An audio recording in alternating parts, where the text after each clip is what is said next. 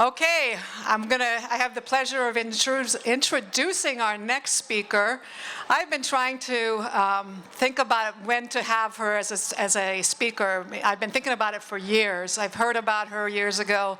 She has such an important message, and a message that resonated with me because from the very beginning of when I became pro-life, or when I started really thinking about the life issues, I always wondered why it was okay to say that if a child is conceived in rape, that it's okay then to kill it. So without any further ado, with a very, very, very important story, I'd like to introduce Rebecca Kiessling.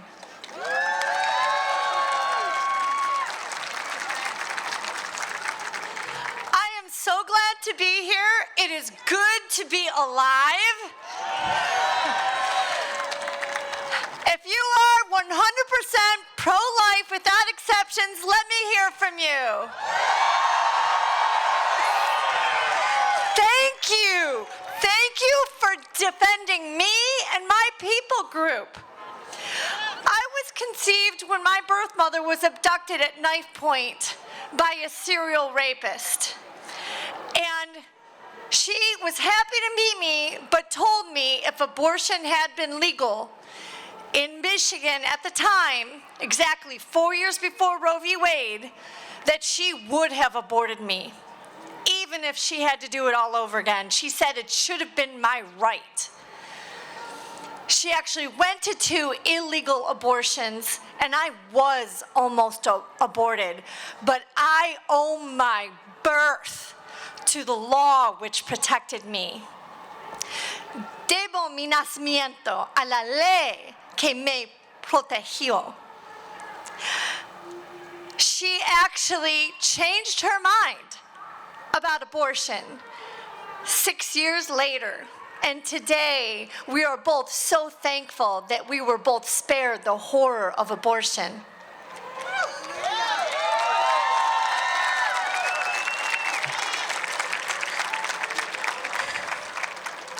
No merecía la pena de muerte por el crimen de mi padre biológico. I did not deserve the death penalty for the crime of my biological father. According to the U.S. Supreme Court in Coker v. Georgia, I'm a lawyer, so I'm going to get all legalese on you. Rapists do not deserve the death penalty. And in the second case of Kennedy v. Louisiana, the court said that even for child molesters, it is cruel and unusual punishment. So then how did I, the innocent child, deserved the death penalty? That's what I asked Governor Rick Perry during his presidential campaign when God used me to change his heart.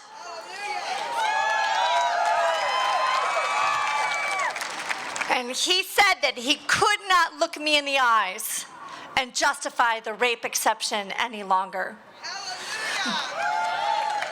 And that's why putting a face to the issue is so important.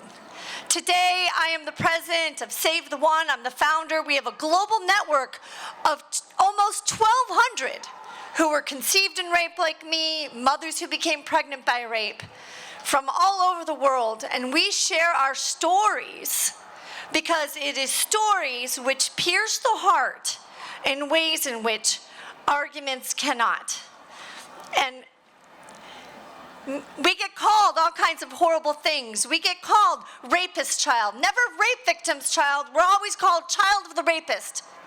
But I am the child of a rape survivor, and most importantly, I am a child of God.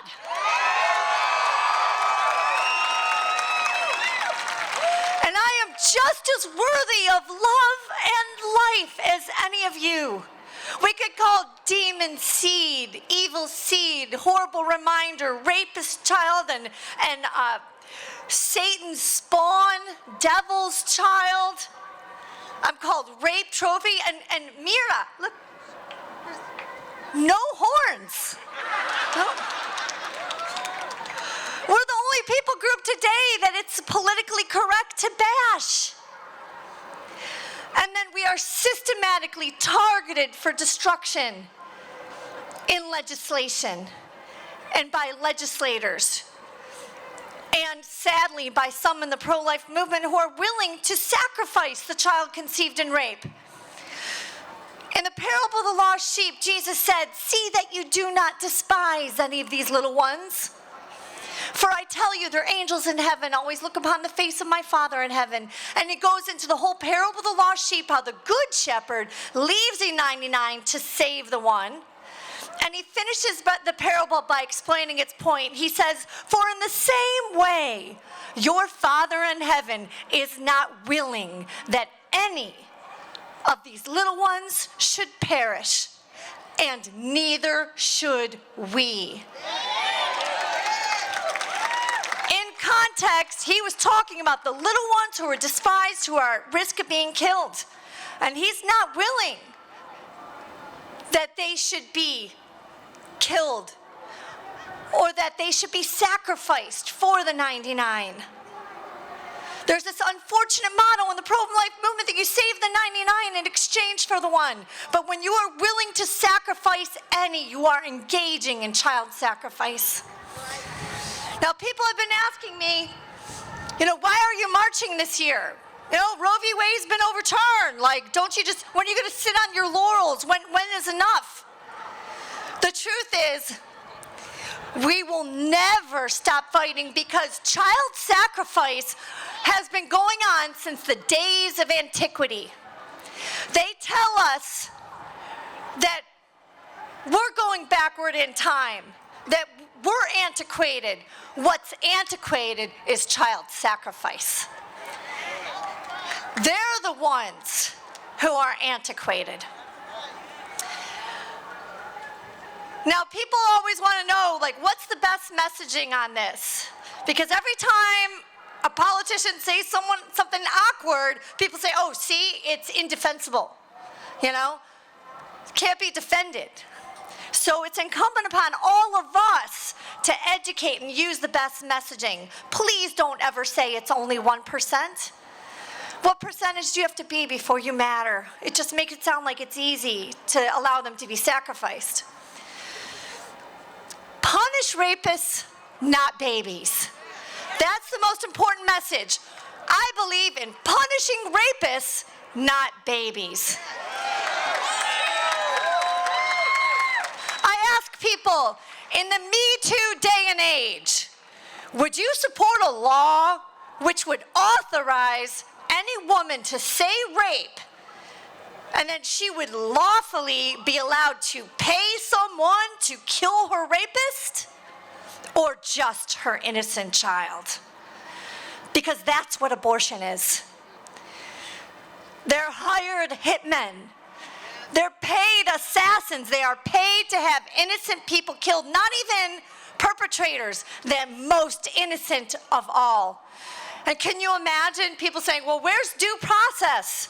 Where's my right to an attorney? Where's my right to trial?" Just like that, someone can be killed? Yeah, that's how it is for the innocent child conceived in rape. We have to fight back. We have to take a stand. We have to use the best messaging.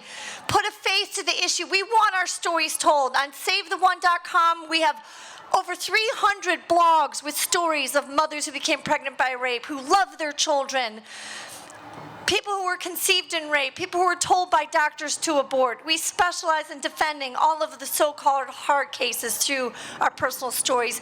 Please use our stories, and please defend us.